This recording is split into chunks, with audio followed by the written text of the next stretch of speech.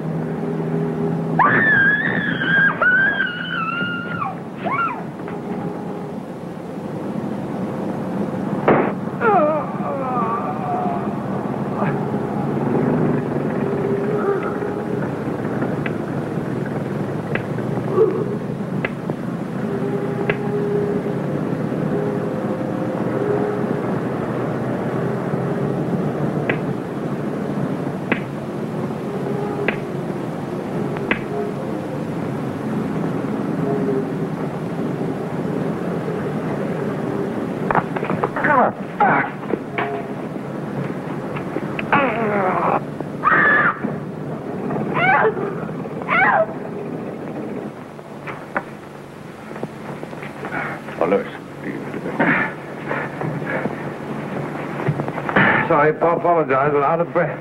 Out of breath. I mean, take your time. Take your time there. No. Must talk. It's family trait. My aunt always talked. Did you know my aunt? It's a great woman, but very, very chatty. Where did you find him? He was lying on the pavement, just off Pall Mall. No, if you have such a thing around, I think that a brandy and soda might do me good. Oh, certainly, sir. Yeah. Sort of soils your clothes as well as your reputation is lying in the gutter. You know?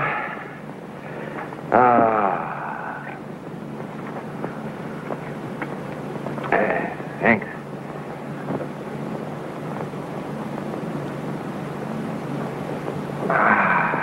Much better. Have another one. One. Several. You know, if this fellow had had his way with me, I don't suppose I'd ever have had another brandy and soda. That's a dismal thought, isn't it? What fellow? Oh, I don't really know if it was a fellow. Now, tell me exactly what happened to you. You know, it hadn't occurred to me before, but this brandy and soda business put into my mind that being dead must be rather like living in America, you know? It's a dry state. Well, I've no doubt about it. Let me introduce myself. I'm Sir James Rumsey, head of the Criminal Investigation Department. Oh, so this is Scotland Yard. How do you do, Sir James? My name is... You are the Earl of Montague. I had no idea I was so well known to the police. Well, I've seen you around town, and most of us have heard of your enviable record in the war. But now, however, we should like to know exactly what happened to you today. I don't really know. You must have some idea. No, not one. That's a peculiar thing. You see, our family never have ideas. That's why they're so successful in politics, I suppose. Do you really want to know what happened? Please, go on, please. Well, I had an engagement at my club this afternoon, and I was on my way there. Yes, you were on your way there. Yeah. Well, go on. You were on your way there. And it was rather difficult navigating in the fog, you see. I remember thinking at the time that it was as thick as my creditors used to be before my uncle died. You know, I never began to live until my uncle died.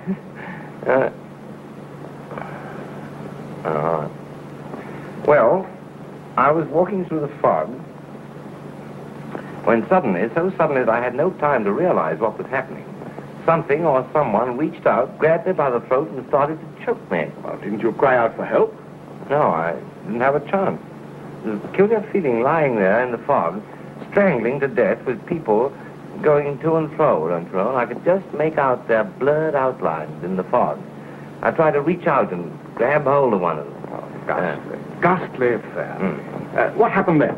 Well, then the sun and the moon and the stars began a highly indecent dance before my eyes. Of course, I was struggling, but this thing, whatever it was very powerful, and, well, I suppose I must have fainted. Now, think. Can you remember anything else that happened? No. I mean, some trifle, or something that seemed a trifle at the time. No? Oh, wait a minute.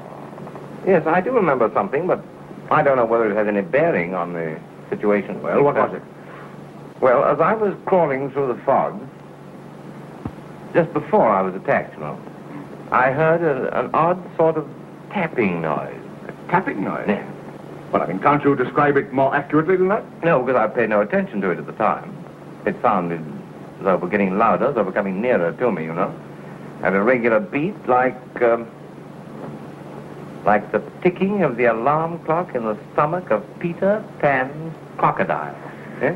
Well, this is hardly the time to discuss Peter Pan. Oh, I don't know. It's a charming play. Don't you like it? I do, yes. But not at the moment. Montague. Tell me, do you know of any man who would have a motive to kill you? No. Are you sure? Well, I don't know. Of course, there may be some fellows around who think that I'm not an ornament to society. But then I've had that same idea about myself at times. But can you think of no particular man? No. No. Or woman, perhaps? Oh, certainly not. On your word of honor? I haven't led a blameless life, but at least I've never given any woman cause to kill me. That is, no more cause than most men give most women to kill them. I don't see why you're asking me all these personal questions. Well, I'm sorry, but you don't seem to understand the gravity of the situation. And you don't seem to understand the fact that I'm going to be late for my appointment at the club. My appointment with one Oliver Bennett. Oliver Bennett? Yes, Bennett. Now, have you any fault to find with that? I'm afraid it'll be impossible for you to keep that engagement. Oh, why? Oliver Bennett is dead. Dead? Strangled to death this morning in the fog.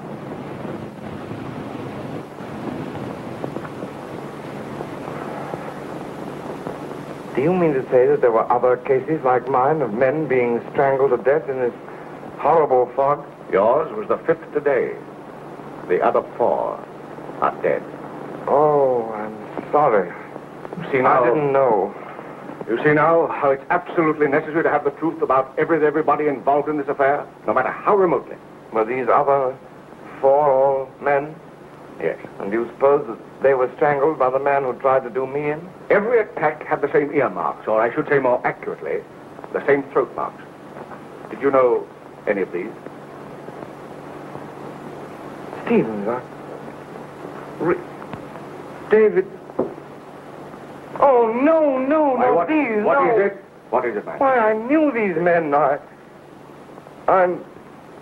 feel a little faint. Well, there's no time for you to feel faint. I want to know what you know about these men.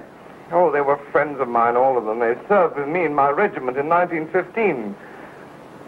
They had a chance there in the war. I haven't felt as sick as this since I was at the front and heard of friends who had fallen. They had no chance in that vile fog. They were choked like I was. Please. Come on, pull yourself together. That's the only way that you can avenge your friends. Now sit down. I'm sorry. James, I'm at your service. Now, what was your regiment? The 4th Rutlands, we were almost wiped out at Gallipoli. How many officers were left? 14. Yes, there were 14 this morning. And now there are only 10. Lewis?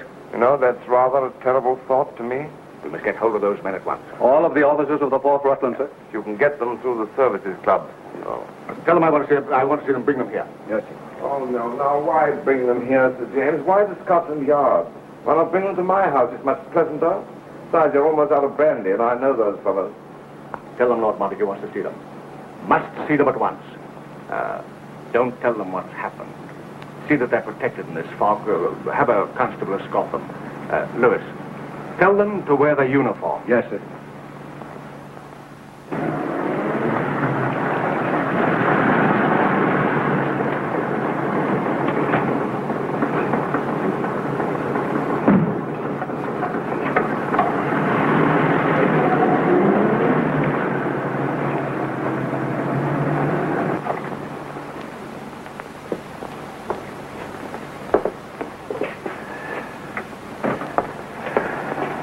Any calls for me today, Jordan?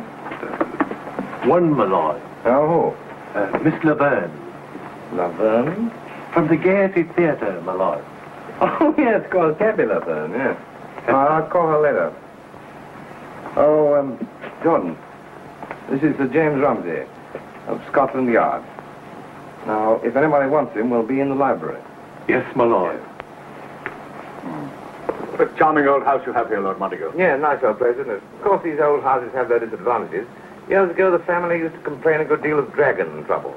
Now it's mice. Of course, you can keep a cat to deal with mice, but I don't know how a cat would feel about dragons. What do you think, Rumsey? I feel you'll have a return of that dragon trouble if you don't stop drinking so many brandies and sodas. Oh, do you think so? That reminds me. Reminds you of what? A brandy and soda. This house always been in your family? Oh, yes, the house and the dragons and the mice and everything. What's that noise? I don't know. I don't like it much. The house was originally built by that old bird, Roger Montague. Terrible old blackguard he was, but he got on very well in life. Someday, Rumsey, I must tell you the story of my life. It's a sad one. His epitaph reads that he had all the virtues. His ghost must smile when he sees it. There's that noise again. Well, I think we must be getting a little nervous. Nervous? I'm never nervous. Aren't you? I am. I had too much soda, not enough brandy this morning. So he's your ancestor? Well, he's one of them, yes. No legend about him, I suppose? Oh, yes, famous legend. His ghost is distinguished from all other ghosts by the fact that he's green. Green? I thought ghosts were always white. Yes, all ghosts, but our ghosts. You see, Sir Roger, the old wretch, died of some nasty disease, like spinach, which turned him quite green. There's that noise again.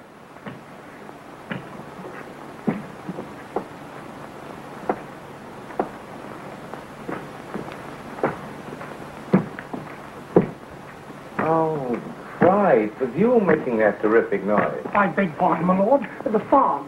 The dampness of the fog. My leg. Oh, I understand. I'm sorry, Fry. My lord. What? May I see you alone, please? Yes, I'll be up directly. Yes, my lord. Oh, Fry, lay out my blue uniform. Your blue uniform? You know where it is, don't you? Yes, my lord. All right. Now, let's go into the library. Who is that man? Oh, it's Sergeant Fry, one of the most faithful souls alive. I believe he'd kill a man if I wanted him to. You go to the library? Have you known him long? Why, he served under me at Gallipoli, where he lost a leg and was decorated. He's been in my service ever since. But that tapping, isn't that quite a coincidence? Oh, Peter Pan's crocodile, oh no, it's altogether different. You see, one of them is like this. And the other one is like this.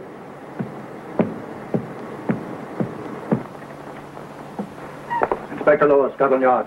Where's Sir James Rumsey? In the library, sir. Say that. Pardon me, Sir James. Oh, did you get hold of them, Lewis? Yes, sir. Most of them thought it was some sort of a lark, but they'll all be here directly. Oh, well, then I better go and get dressed at once. Montague, I've missed my food. I haven't had a thing to eat. Could you arrange for a little snack? Oh, immediately, of course. Won't you help yourself to a brandy and soda? I'm a teetotaler, thank you. Oh, you shocked me. You've got such a nice, kind face, too. When did you take the veil? Lewis, did you discover anything more? Their military records are all as clean as a whistle, sir. But a curious thing came up about our host. Lord Montague? Yes, sir. One of the constables recognized Lord Montague, but he knows him under the name of Spinker. Spinker? Says he maintains a flat in South Kensington under that name. Speak lower, Lewis. I don't quite trust this house. We have the address of the flat, sir. Probably being searched now. Good. Oh, Jordan, see that tea and sandwiches are served to Sir James in the library. Yes, my lord.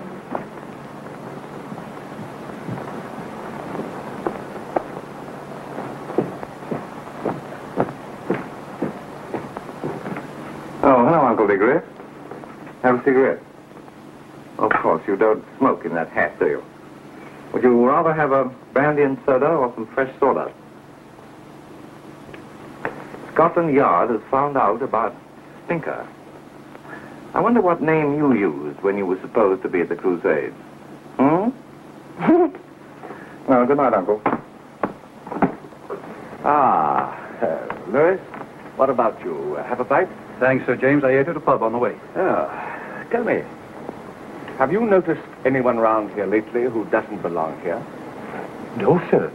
That is, not exactly, sir. What do you mean, not exactly? Well, sir, you see, I'm not superstitious, sir. But, the maid, she is. Well, what about her? Well, sir, the other evening, she thought she heard the green ghost wailing. A green ghost? Yes, she's just a woman, sir, and frightened. Oh, good heavens!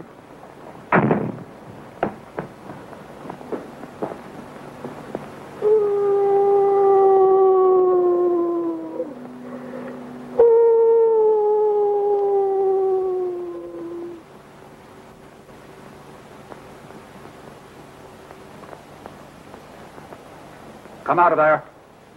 Come out, or I'll shoot.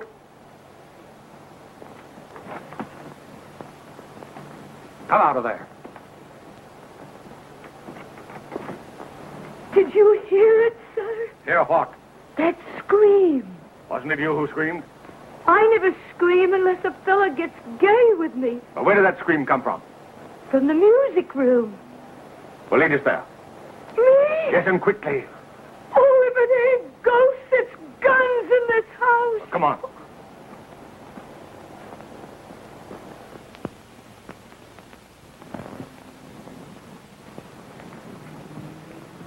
In here?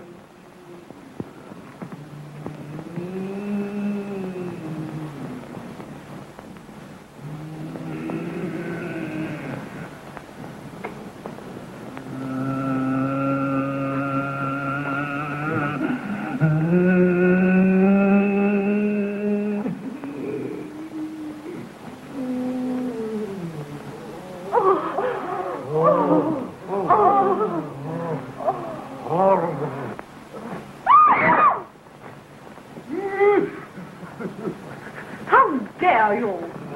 Polly. Polly, come here. Where's Fry? I told him we weren't to be disturbed. Where is he? I don't know, my lady. I don't even know where I am myself. Oh, don't be a fool. Who are these people? Permit me to introduce myself. I am James Rumsey of Scotland Yard. Scotland Yard. Sir James. I thought it was you. Dr. Barlow. Well, we certainly didn't expect you to materialize to our seance. I didn't know you went in for this sort of thing. Well, I don't willingly, but Fi's a confirmed addict of these seances. That is the only reason I am here, I can assure you. No need to be frivolous about it. Oh, darling, I didn't mean it that way. Oh, I beg your pardon. Sir James, this is Lady Violet Montague, How do you do? How do you do? my fiancée. Oh. Ladies and gentlemen, I must apologize for this interruption, but I assure you it is absolutely necessary. Lady Violet, may I see you alone a moment? Very well. I say, I'm awfully sorry, but we'll have to call the rest of the seance off. Quite all right, Vi. We What understand. a shame, just everything was going along so splendidly. Dorothy, here's your bag. Good night. Thank you so much. Very important. Good night. Good night. Doc. I'll see you at the club. Oh, I look out for you. Monday, isn't it? Good night. Good night. And now, Sir James, would you mind explaining? Well, Dr. Barlow, perhaps you'd better come along, too. Very well, just as you say. Lady Violet, I can explain thoroughly. You know, Sir James, last time I saw you, I think it was at Ranelagh. Ranelagh, was it?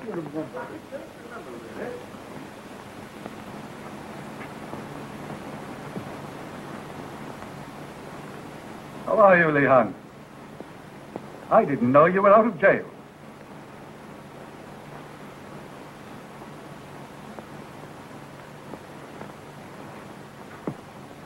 You know, Doctor, before we're through, we're going to need your services.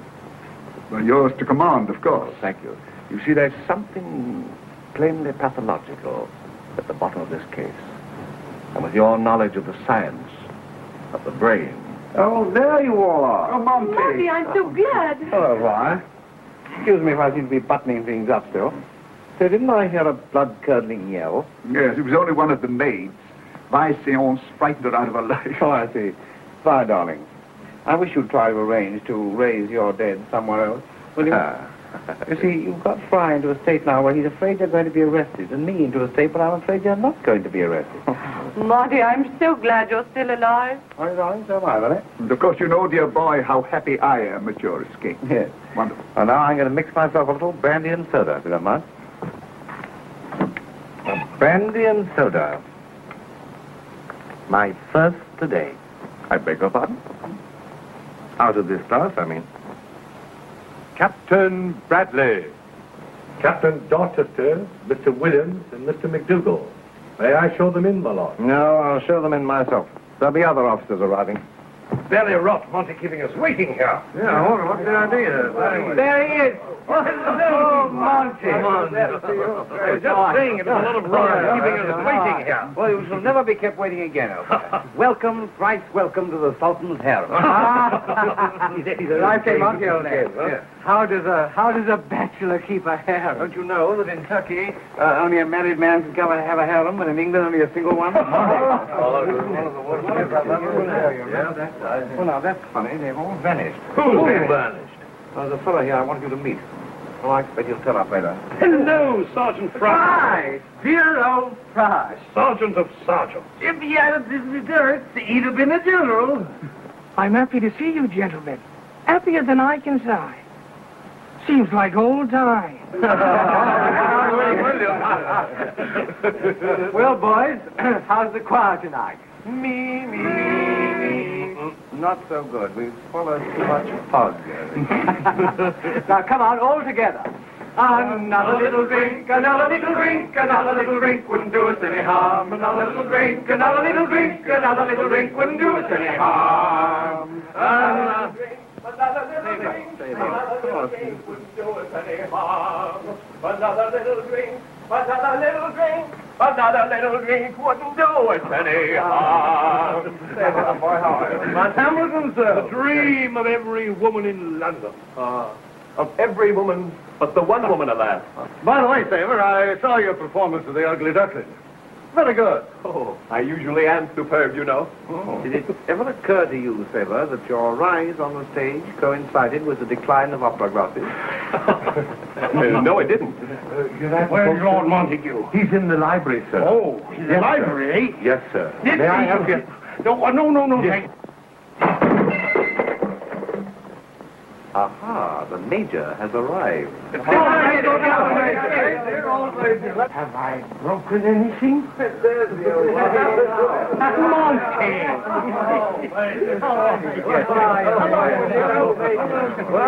Now, Mac, Major Endicott, all present and correct, but Monty. Yes. I've broken your pickle jar. Jordan, see there's another pickle jar here for the Major when he leaves. In the meantime, perhaps, old boy, you could use that. Come on. What? No, must be more careful. I'm always careful.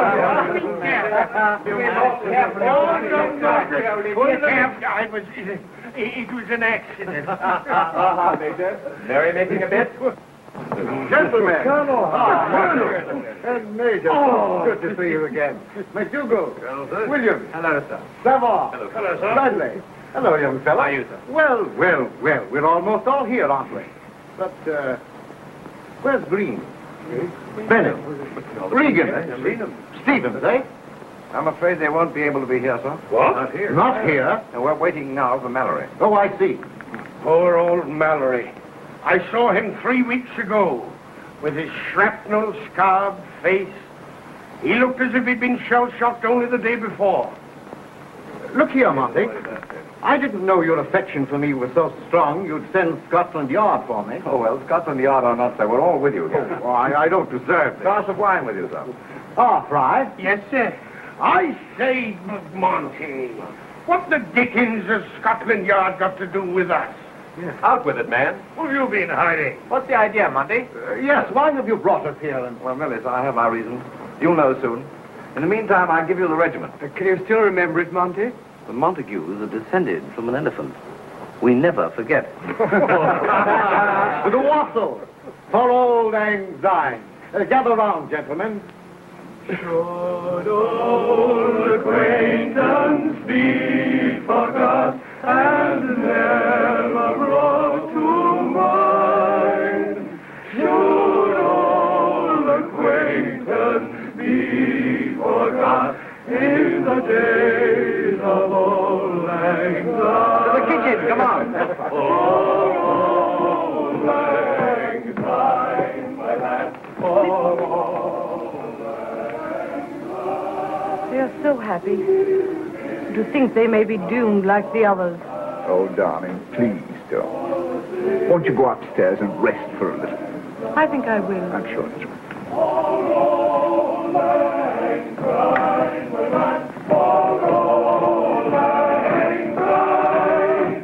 We'll take a cup of kindness yet for the days of old lang syne. Amen.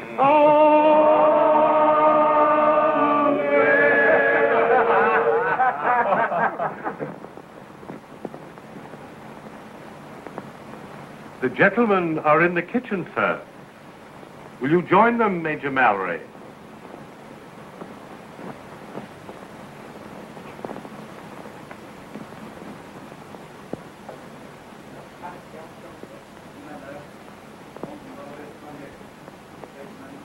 Gentlemen have all arrived. Allow no one to leave the house or enter it without my consent. Very well, sir.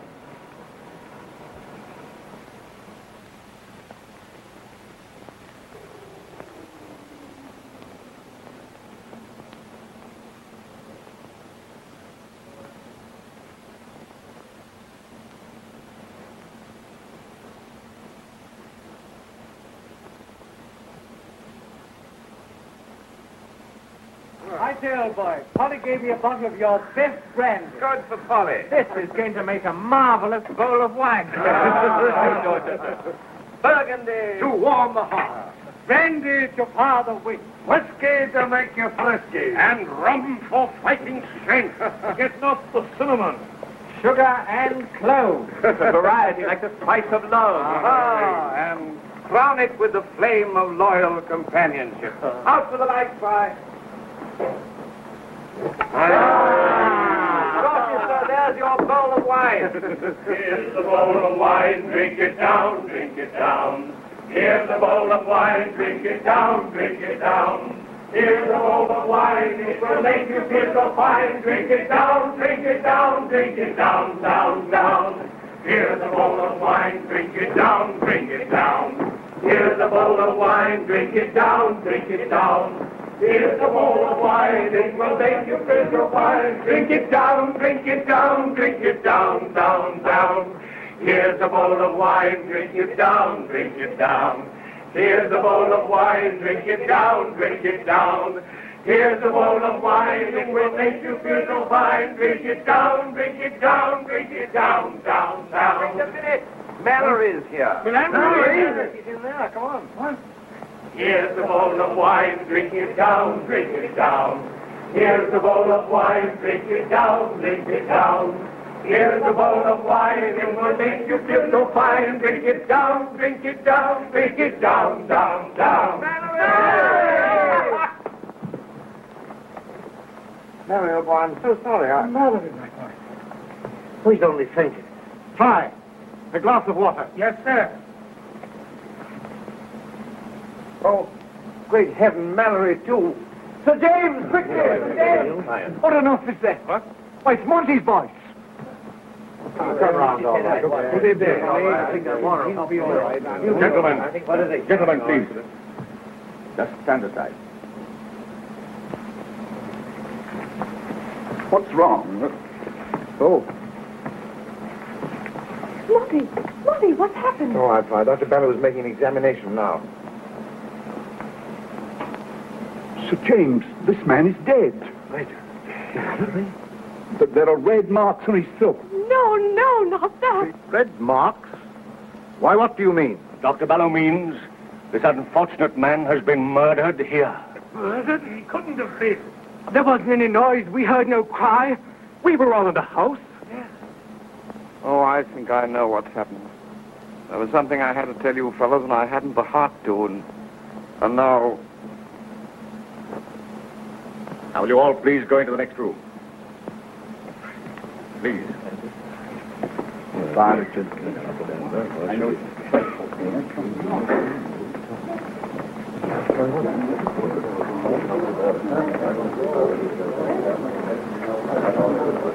See that the body is untouched. See to the fingerprints and thumb marks. And call the local police station. Yes, sir.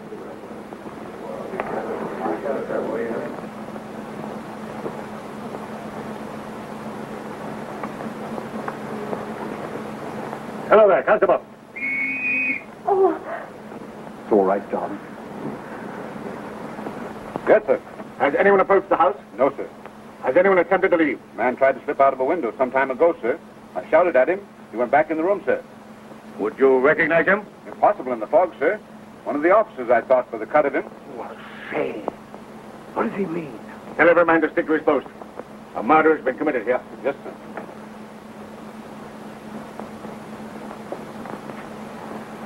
Well, sir, I'd rather you tell them. I tried to, but I couldn't get the words out.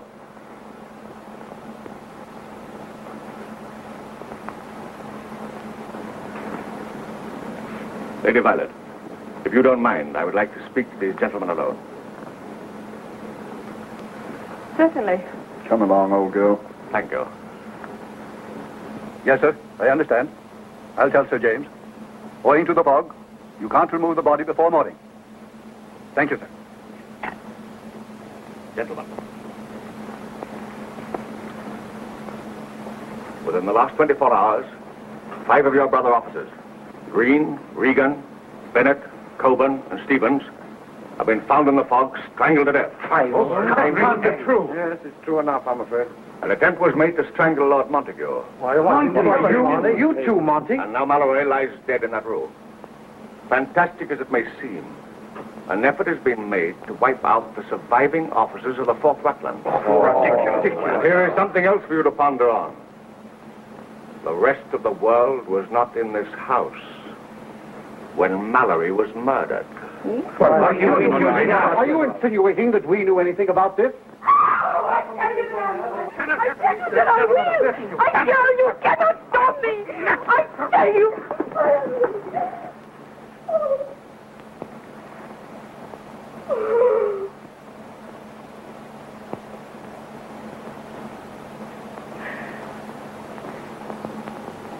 Which of you is Lord Montague? I am Lord Montague. I want to tell you. Wrigley, chair. In that chair. Major, some bread. Yes.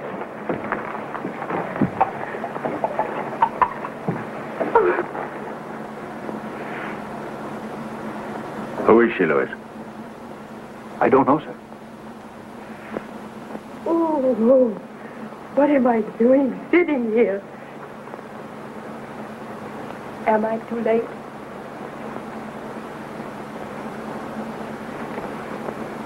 Has something dreadful happened already?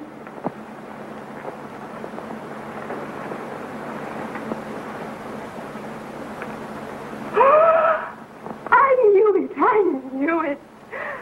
I should be too late. I would like to know who this young woman is. Oh, and myself. They will kill me also. Quiet. Sit down. There.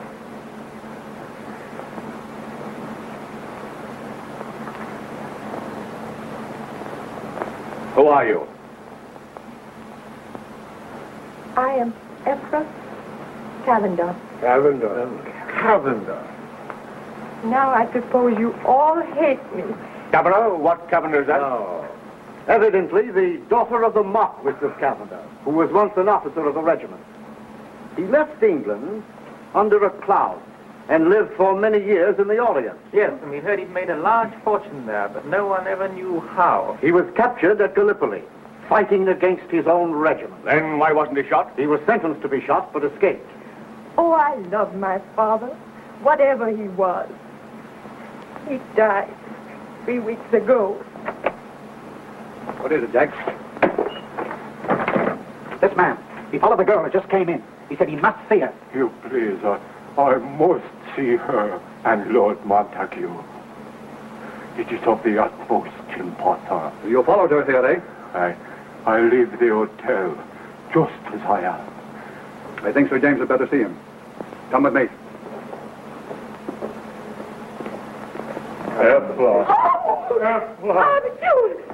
Ephra, what you do here? Do not let him touch me. What has happened? What have I done? I am Lord Montague. Did you wish to see me? Yes, in private. Unless these gentlemen are all members of your regiment. Yes, they are, all of them. How did you know these gentlemen were here? There are many things I can explain if you give opportunity. Well, what is your business? I am a lawyer in my country. I arrived in England a few days ago with Lady Ephra Cavender, and also with a will. The will of the late Marquis of Cavender. Have you the will with you? I read it to you now. If I may have the attention of these gentlemen, it concerns them all. All right. Please, you close the door. I read.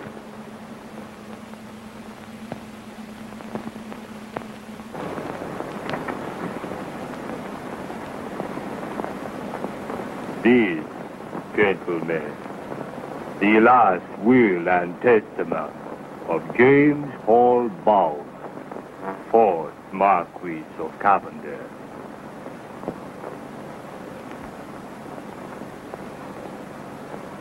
Having for many years nourished a deep and undying hatred for the officer of my regiment, who forced me to leave England unjustly. Unjustly? Why, he was dismissed from the service because he cheated at cards. Yes, that's right. And who subsequently at Gallipoli sentenced me to be shot.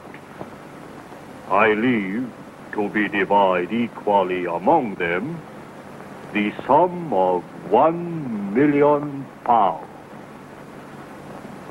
million. There. £1 million. £1 million? By Jove, I'm rather glad he hated us. Yes, my Lord Montague. But the Marquis, he continued. He say, I do this in the firm conviction that nothing so soon cause discord among friends and destroy character as the sudden inheritance of wealth, which I leave them with my curse and the hope for their utter ruin. Oh, incredible. A madman. He's going to be disappointed. What is your name? Abdul Mohammed Bey, Excellence. Oh, well, go on. Furthermore, I leave to my daughter, Ephra, an equal amount, the residue of my estate, and name as her guardian the officer of the regiment. The Marquis, he say, I do this in the sure knowledge that when money fails, nothing so quickly cause discord among men as a beautiful woman. Well, that's where he's entirely wrong. No woman in the world is worth the sacrifice of our friendship. No, that's the spirit. Together, always. Ephra, you go with me now. No, no, no.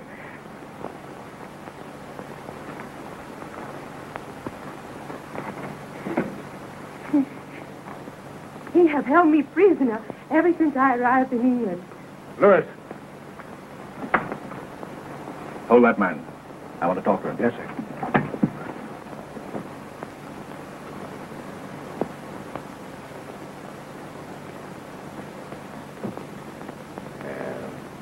Well, gentlemen, I suppose you realize what this will mean. We now have a motive for the murder. By Jove, so we have. Oh, One of you has been very clever. The one who survives inherits the entire fortune. Yes. Yes. It was one of you gentlemen here. One of us? Yes. I overhear him talking with Abdul last night. You see, Abdul, he have locked me in my room. I could not sleep. My eyes, they were open.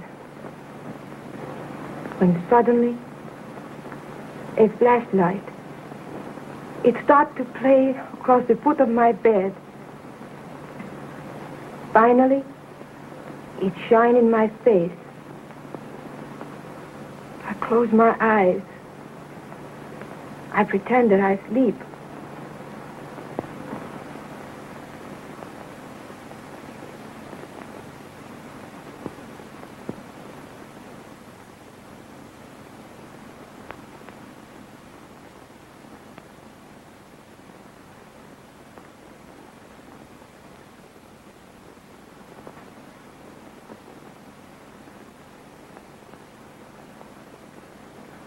Of what you speak.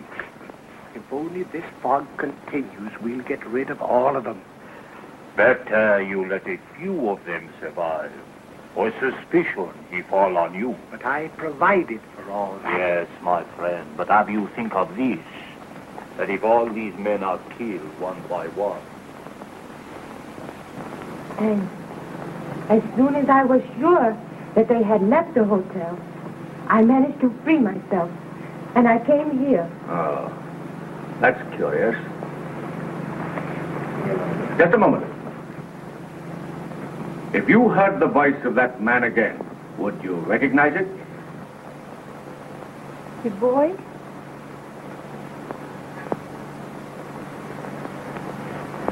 The boy was... Oh, no. It was not clear enough for that.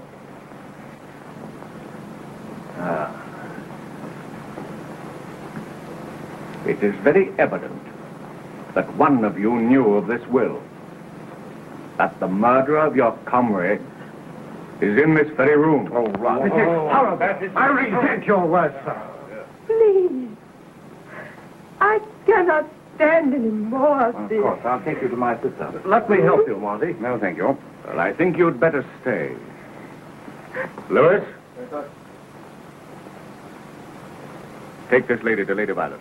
If you please, miss.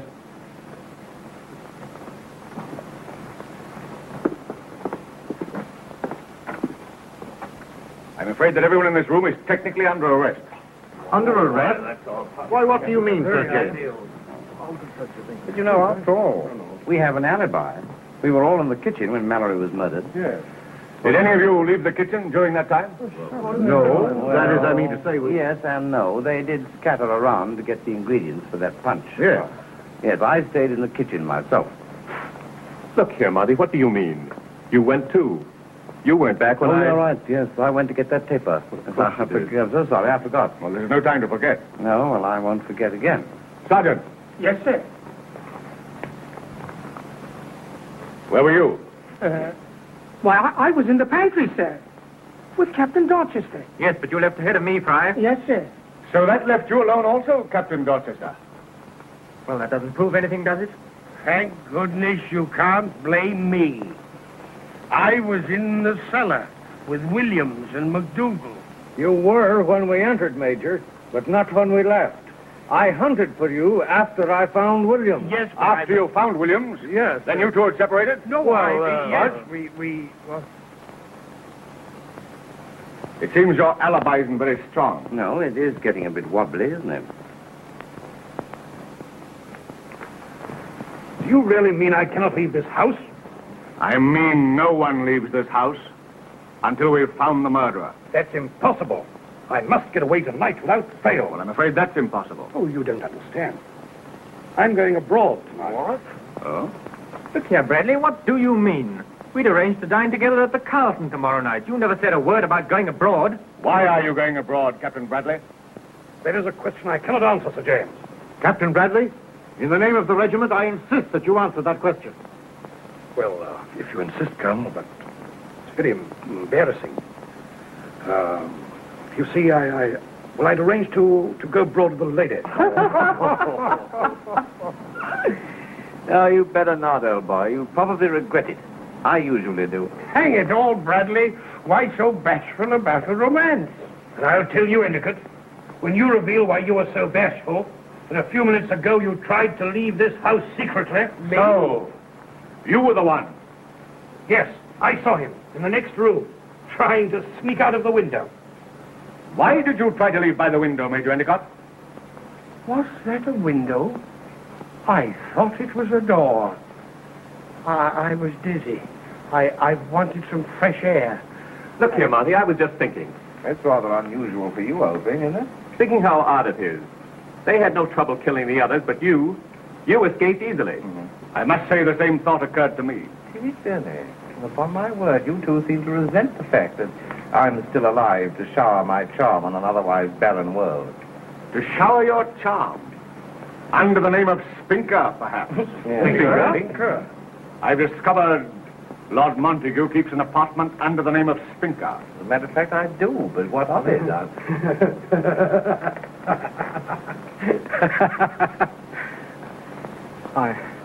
I'm getting like that girl. I can't stand much more of this.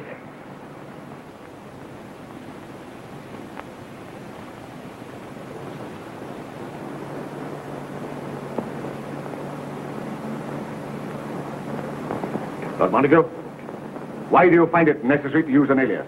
Well, there are times in life when nothing stands between a man and marriage but an alias.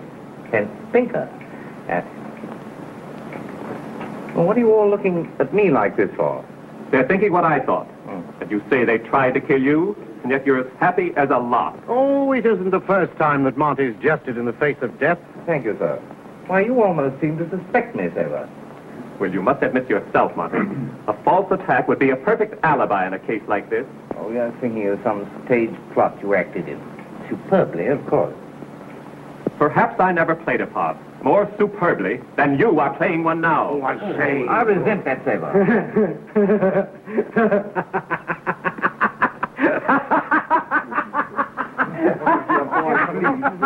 Everybody's going mad, and I'm going madder than all of you. I can't stand it any longer. I can't. Leave me alone. Leave me alone. I can't stand it. Look here, Sailor. Can't. You owe Lord Montague an apology. Oh, no, it's all right, sir. He just can't resist the temptation of taking the center of the stage, that's all. Look here, Sailor, I'll tell you what I'll do. I'll do something to clear me of suspicion and you and every man in this room. Well, what is the optimistic plan, my lord? These murders were committed for the sake of Cavender's infernal money. All right, I'll resign my share of it, will you? Why should I give up a fortune? Because this money comes to us red with the blood of our friends. Oh, no money's too clean if you come to that, Monty. You mean to say that you or any of you would touch a pound of it? Trouble is, old boy, there's not 1 pound, but 1 million. Oh, well, at least I'm sure of one thing, and that is, Colonel, you're with me in this. I? Why should I want to be with you? You, sir, you too. Oh, I need this money more than I ever did in my life. Do you indeed, Colonel? Yes, I do. And make the most of it. What? Give up the only chance I have to avert disgrace? What sort of disgrace, Colonel? I'm not on trial here, sir. Every man here is on trial. You can't mean. That would be too awful. What is it, Captain? He does mean it. He does mean it. Means what? Don't you see his bank? He's been handling my money for me. I'm ruined. It was you, the murdered. You were afraid of jail. Oh, surely you can't believe I'd murder anyone. That's exactly what they do believe. Now it's you they suspect. My dear boy, please pull yourself together. Next they'll suspect me. Well, maybe it was me. And we are perfectly sure it was not. It's absurd. Then you're a fool, because it was. No. I tell you, I did it. I can't keep it to myself any longer. I did it. I got my hands on their necks, and I strangled them. With these hands. I did it. I did it. I did it. You're all acting like a lot of kids. It is hysterical, that's all. Afraid the man who committed these murders has steadier nerves. Let me be the first to congratulate you, sir. Why, look at Monty now. He's going mad. Oh, not at all. I'm merely congratulating the shade of His Grace the late Marquis of Cavender on the success of his scheme. Matilda, what was it you said when the will was read? Together, always. Yes. Well, we're giving an awfully pretty example of it, aren't we? Several boys. I, for one, am sorry. I made an ass of myself. Yes, but you had the consolation of knowing that you made a superb ass of yourself. Colonel, I'm terribly sorry. But perhaps things aren't quite as bad as you thought they were. Oh, but think of what we've all been saying, with Mallory lying in there.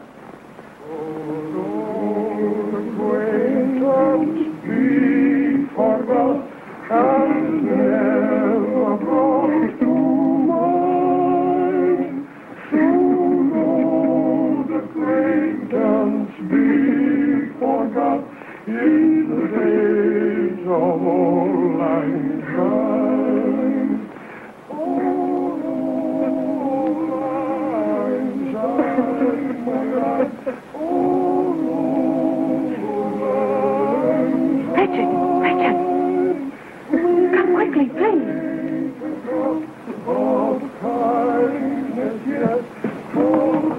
She's in a frightful state. You'd better see her at once.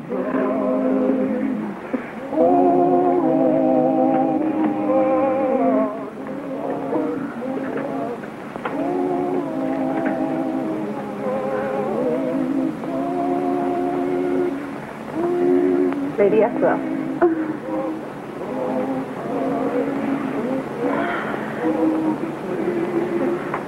This is my fiancé, Dr. Ballou.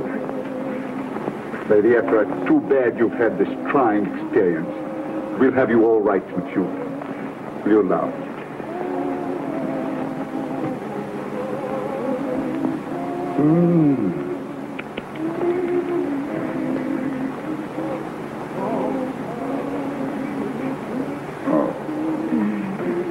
You need sleep very bad.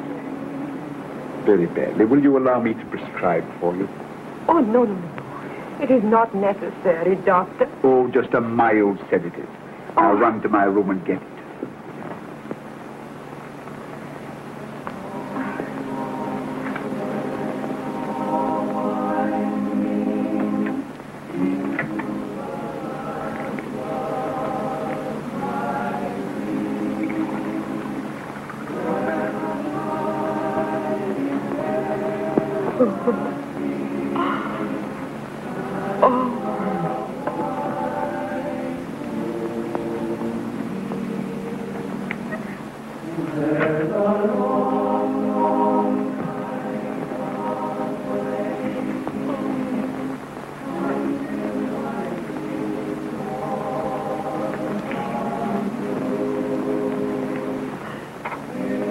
Now, Lady Ephra, if you'll take a couple of these pills and compose yourself, you'll be asleep in half an hour.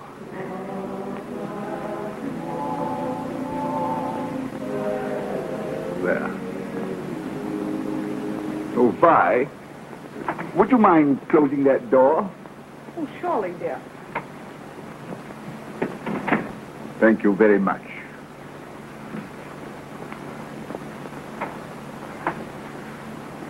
Well, they didn't taste so terribly badly, did they? No. Now, Lady Ephra, won't you try before you go to sleep to remember that voice you heard?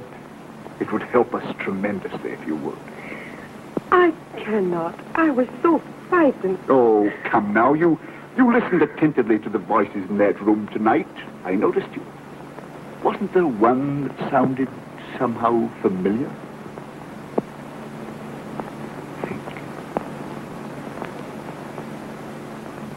It sounded like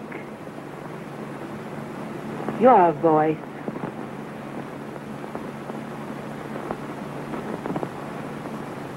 Oh, no. Please forgive me, Doctor. I'm not myself. No, my dear child, I quite understand.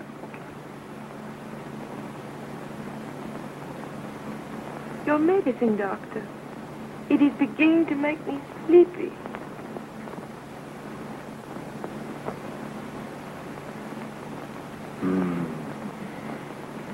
I quite understand.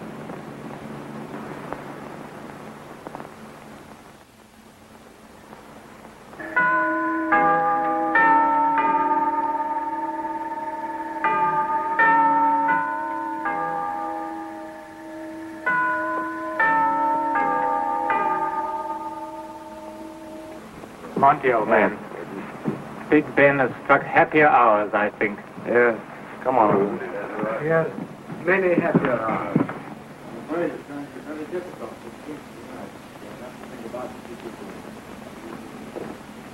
Come along, you fellows, and I'll show you your room. Indeed, we could all do with a good night's rest. Not quite so loud, old boy. It's Lady Ephra's room in now. Sorry, You'll sleep in here, Colonel. I've told Fry to lay out everything you'll need. Good night, sir. Thank you so much. Good night, Monty. Good night, sir. Good night, Sir John. Good night. Good night, Colonel. Good night, Endicott. Badly, old fellow, you sleep in there. Thanks, Monty. Good night. Good night, old boy. Good night, everybody. Stay boy. You sleep you firmly in there. Hooked up. Good night, everybody. Good night. First to the left, and the first two doors on the right. Thanks. Good night. Good night, again. Good night. Good night, old boy.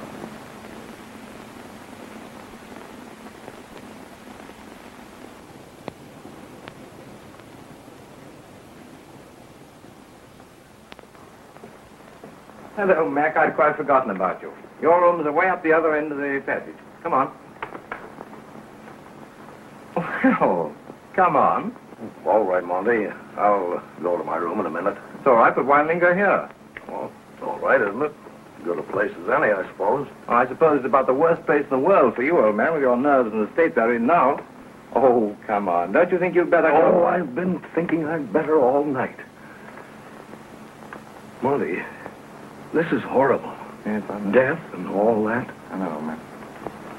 I haven't been able to get that girl out of my mind since I first saw her. Oh, I don't blame you a bit. She's got me going, too. Oh, steady, old fella. Steady, and come to bed, Heck, you must be under some mad spell. I've never known you like this before. You can't stay here all night, you know. Oh, neither can you if it comes to that. I've no intention. Oh, I saw the way you looked at her. What the deuce do you mean by that? Well, why this mad rush to get me out of the way? You don't know what you're saying. Oh, and leave you here in possession, eh? Once out of the way. Oh, I'm no fool. I can get... Yeah.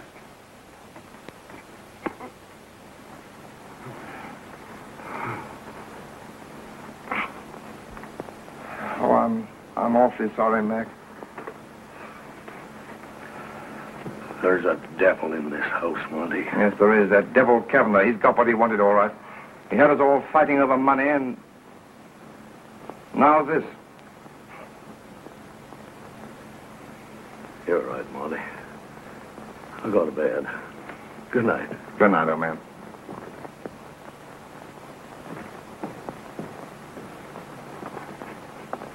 No Montague. Oh, Lady Ephra. My eyes. I do not know. I cannot understand why I should be so very sleepy. Well, will you let me tell you that you look very charming when you're awake, and that now you look even more charming when you're almost asleep. And you don't mind if I thank you. Thank me? For what? I could not help but overhear through the door, and I must thank you for that.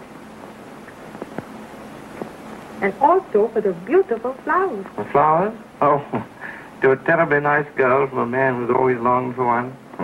No, but seriously, you must let me thank you for coming here. No. I told your sister, I have brought misfortune to your house. So why should you thank me? Well, at least allow me to thank you for letting my eyes rest on you. You're sweet. Good night. Good night.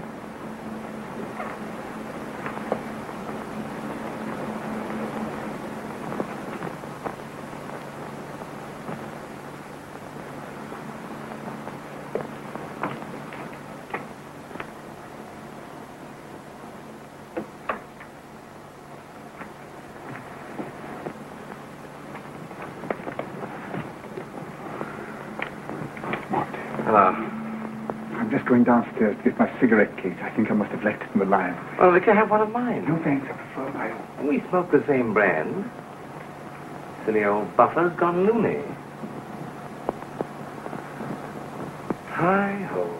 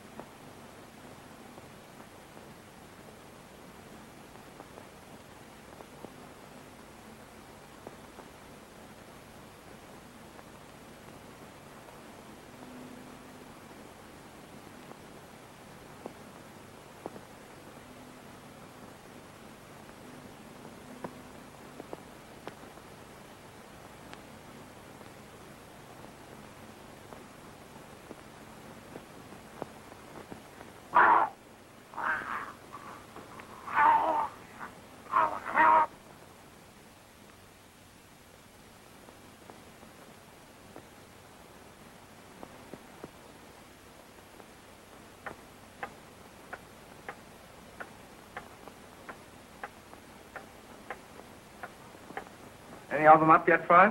Probably not, my lord. Most of them left word not to be disturbed until they called. Well, I'm probably the early bird. I might catch a worm. If I should, Fry, you can eat it.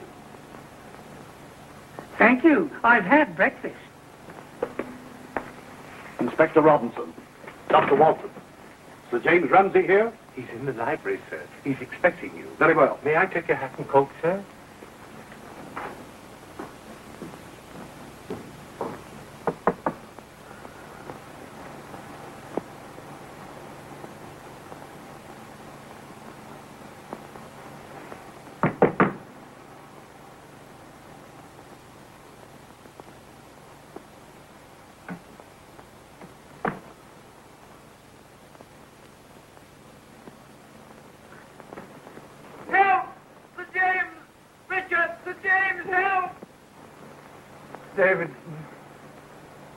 Davidson.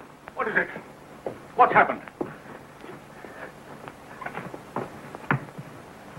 Monty, what's that? Oh! He has a red mark. What's the matter, boy? I don't know, something dreadful. No, Montague. Why did you call?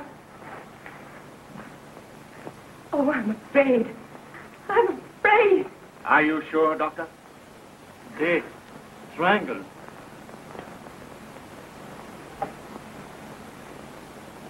The other room.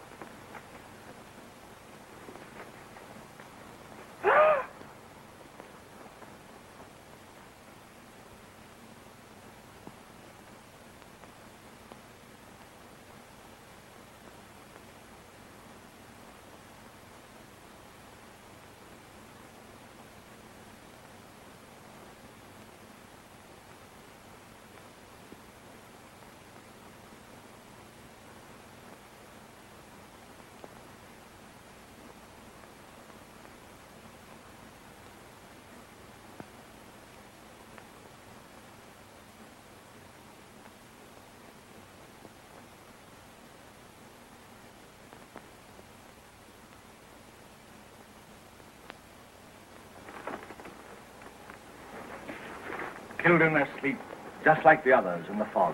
All of them my friends. Strangled, murdered, Sir James. You understand? My friends strangled without a chance. Monty, you're going all to pieces. Don't worry. Sir James will find the horrible monster who did this thing. Well, if he doesn't, I will. If it's the last thing in the world I do, I'll find him and I'll strangle him as he strangled... More! He's gone. He's gone. The dead man. He's walked away. What? Why, it's impossible.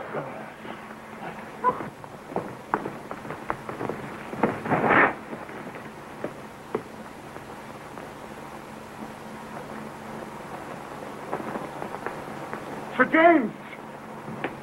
Here is a note was pinned to the chair. It is signed by Mallory. Mallory? For heaven's sake, read it at once. Go on. Pray for me.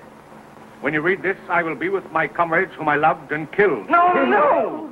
They suffered, but not as I have. Shell shock, catalepsy drove me mad. This morning something snapped in my brain. I know now what horrible things I have done. There is no other way out. You will find me at the gate under the tree. Arthur Mallory. I won't believe it. I won't believe it was Mallory for 1,000 notes. Lewis, close those curtains. Go to the gate and see if the body is still there. Yes. Oh, what does he mean, catalepsy? I don't know. Catalepsy is a complete suspension of the functions of the body and of the faculties of the brain. It is a state resembling death. The gate might have been caused by shock, mightn't it? Just a moment.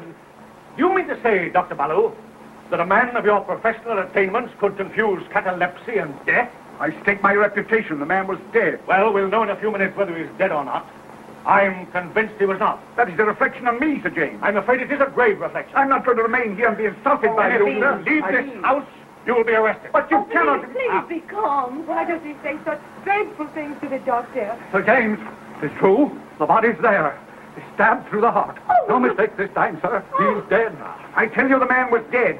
If the body's out there, then it was stolen. And was stabbed through the heart. A trick. Stabbed after he was dead. And this note? That? A forgery. Montague, you knew Mallory well. Would you recognize his handwriting? Yes, that was Mallory's handwriting. I know it seems that I've made some horrible mistake, but I can't understand. I can't understand. While Dr. Barrow is trying to understand, may I congratulate you, my lord? Congratulate me? Are you mad? Why? Mallory's death makes you the last of the doomed regiment.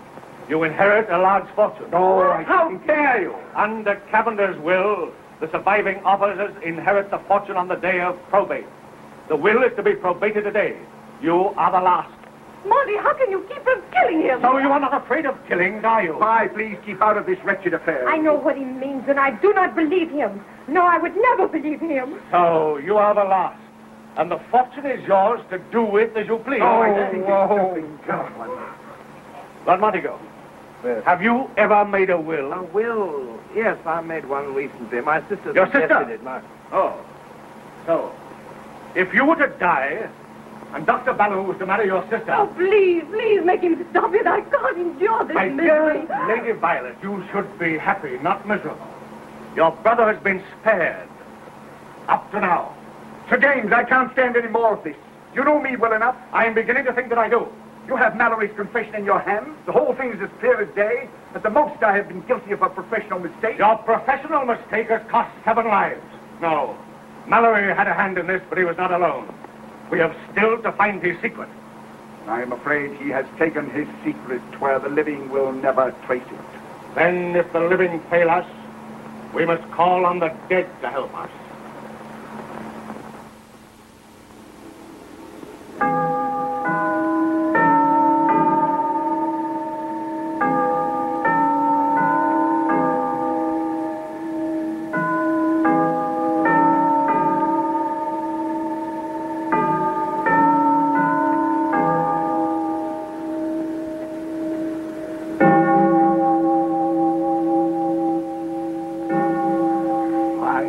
You're not going to fail me now.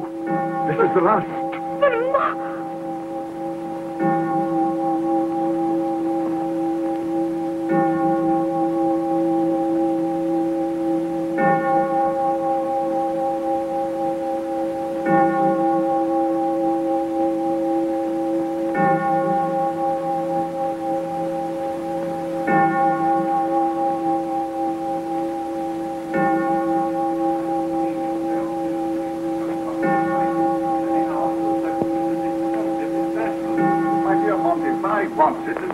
Doesn't object, so why should you? Well, I object to Sir James. There ought to be enough objections for anybody, I think.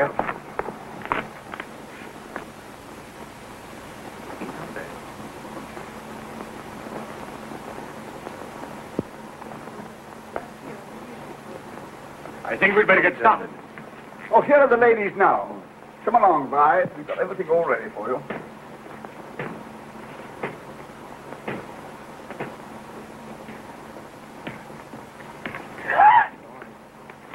It's all right, Lady Effra. It's only Fry. Fry, what do you want? Are you sure you want me here, my lord? No, of course I don't, but Dr. Ballew insists. My dear girl, I can assure you there's nothing to be afraid of. Come along, let's all go and sit on the sofa over here.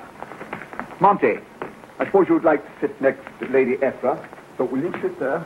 Monty up in this corner, and Lady Vi there. Sir James? I'll sit here. Oh, very well.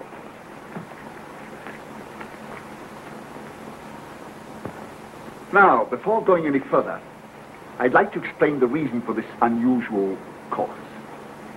This morning, Scotland Yard, in the person of Sir James Rumsey, made a rhetorical statement about calling upon the dead to help in solving this mystery. As you all know, Lady Vi is a confirmed mystic, and she has taken Sir James's words literally. She believes that through Li Hung we can communicate with Mallory and find out if he really did have an accomplice. All right. Oh, please, Monty. course, don't misunderstand me. I am completely out of sympathy with this whole business. But as Vi has won Sir James's consent, I bow humbly to his superior authority. Oh.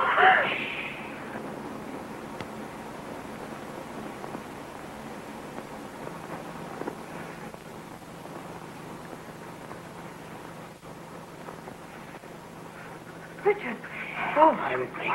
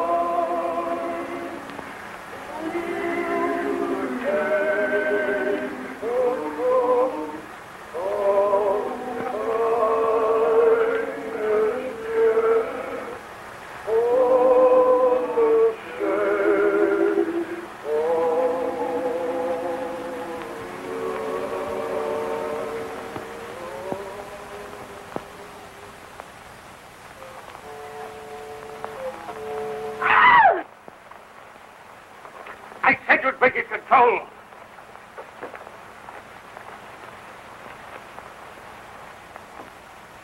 Dead man. They were here. Lady Ephra, you are letting your imagination run away with you. They were here. Oh, be calm, be calm. I saw them.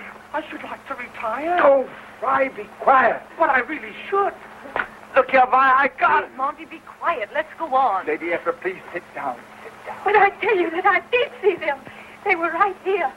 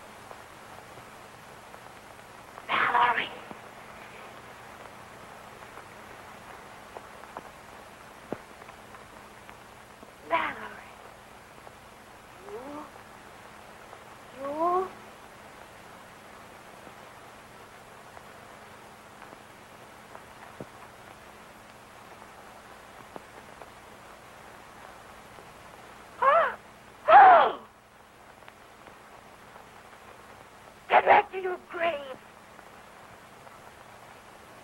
Oh, no. No.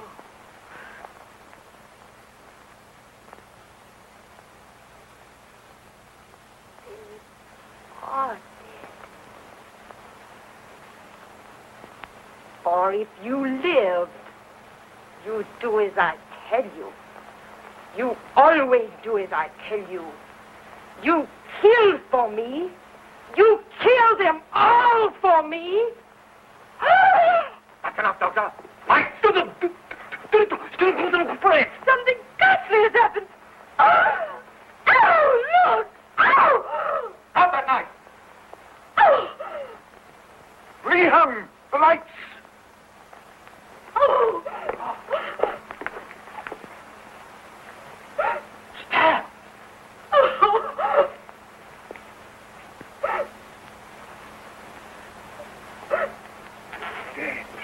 Dead. Ephra. Sir James. Sir James. Major Mallory, sir. That Chinaman's knife. Yes, sir. Sir James, he rushed from the room with the Chinaman's knife. I tried to take it from him, but he tore away from me and stabbed himself.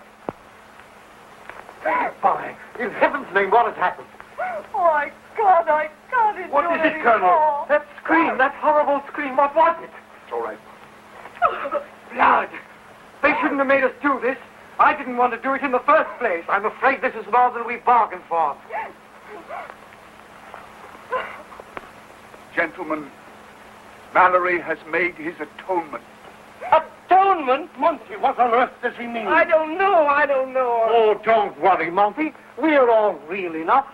When we started, we never dreamed it would come to this. Look here. Monty, you'll know everything in a moment. No. I've got to know now. I demand an explanation. Lord Montague, we owe you an explanation. But I think we'd better have it in chronological order. Lewis, bring in Abdul.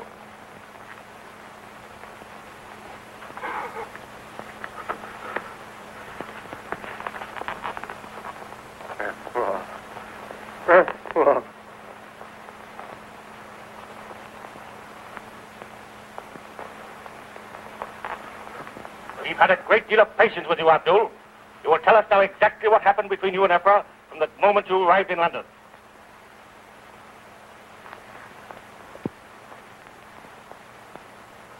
Farewell, I speak. That day, that terrible day, poor Ephra seemed possessed by evil. She just had to read her father's will. Oh, she was like a wild animal. I say to her, Ephra, you must not speak so of your father. May he rot in his grave. May he burn. Ephra, you're speaking of your father. Yes, and I am speaking as my father's daughter. He taught me to hate well. Oh, Allah forgive the poor madman. He taught me to hate others. Is it not just now that I should hate him? Now that he has given half of his money, half of my money to others? Ephra. I swear to you, Abdul, that they shall never live. No, not one of them. What? Never. Never.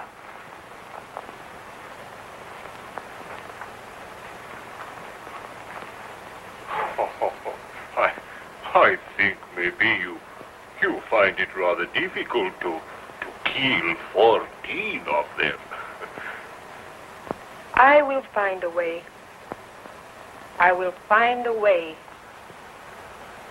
Poor Ephra.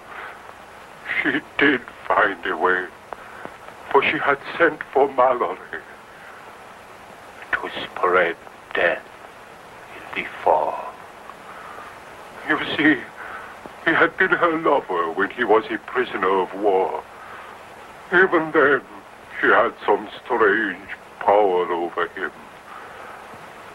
She could make him do things, like a man asleep who forget when he awake. She could make her will become his. For Ephra knew the hypnotic secrets of our Orient. I cry to her. I beg her. Ephra, you must not do this for my child. It will tear you from me, destroy you, and then my Ephra. Oh, my child. No, Ephra. No.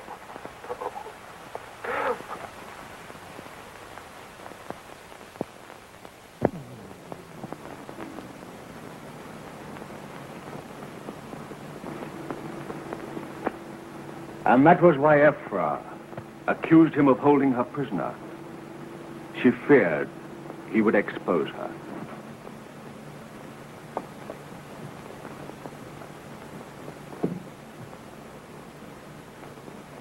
Look here, Sir James, you didn't know what we've just heard. Why on earth didn't Dr. Ballou tell us that Mallory was not dead in the first place? Because in the first place, he appeared to be dead. But when I came downstairs last night to take another look at him, I held my cigarette case to his lips and found a faint mist on it. So I knew he was alive. A closer examination revealed that he was in a cataleptic state. Well, why didn't you tell us? Well, because it flashed through my mind that someone, possibly anyone in the room, wanted Mallory to appear dead. I wasn't going to give away the advantage of knowing that... Why was he in the state in which we found him? Indeed, I wondered about that myself, Doctor. That was the most daring element of what Lady Ephra hoped to make a perfect crime. Before your very eyes, Mallory became an apparent victim. You were all held here under suspicion, and the ghost left free to strike you all down that very night. Then Mallory was to leave his confession and kill himself. Well, but how on earth did you come to suspect Lady Ephra? I didn't. It was Sir James. I noticed that as hysterical as she seemed in the library, she didn't miss a word nor an expression. No, Sir James and I were just commenting on that very point when Vi called me to Lady Ephra's room. Oh, yes. I must confess I felt a little ashamed of the suspicion Sir James had aroused until I felt her pulse. Do you know her pulse was absolutely normal? You don't say so. And her eyes were not in the least dilated, which of course is a common form of hysteria. You see, she had counted on everything but finding a doctor in the house, I suppose. The sleeping draught which the doctor gave her gave us a chance to prepare for her deviltry. And when the doctor signaled us through the library window, I stationed men in every room. And fortunately, because we got Mallory just as he started to strangle Colonel Davidson. We spent the rest of the night trying to awaken Mallory. At dawn, he wrote the note of confession and then tried to do away with himself. All as the insidious Ephra had dictated to his subconscious mind. Oh, poor fellow. Couldn't you have persuaded him to talk? No, he was dazed and incoherent and could remember nothing to warrant the arrest of Lady Ephra. Of course, when we read Mallory's note in the library, she felt her plan had succeeded and that he was actually dead, which was exactly what we wanted her to think. As for poor Mallory, it was undoubtedly her scream that awakened him from his trance. And in that desperate moment of realization, he grabbed Li Hung's dagger, stabbed the girl and himself, and put a tragic end to our seance. You mean to say that you arranged this seance in order to get Ephra to confess? Exactly. We tried to make it appear that her perfect crime had succeeded. We visited the rooms of these gentlemen, and they agreed to play the grim roles, as you know, just as the doctor and I played our roles for Ephra's benefit when we quarreled in the library. So James said if Ephra could make one dead man walk, Li Hung could make 7. Yes, but what about the ghosts of these fellows that I saw right here? Li Hung. Yes, sir. Tell this gentleman how you make ghosts out of real men. I explain my master.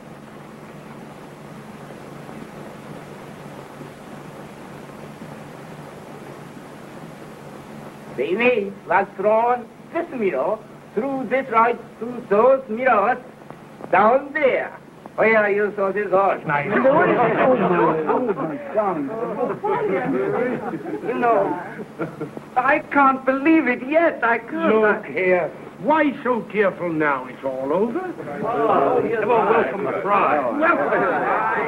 100 times. That's it? My first today. Huh? Well, if you know what I mean. You know, I did think she was a nice girl. Well, someday, Dorchester, I'll tell you the story of my life. A sad one. Beg pardon, my lord. Miss Laverne on the telephone. Oh, Gabby Laverne. Yes, I'll speak to her now.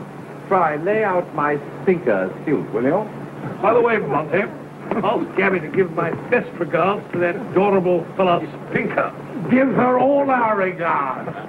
For old Lang Syne. Yes, for old Lang Syne. Acquaintance be forgot and never brought to mind.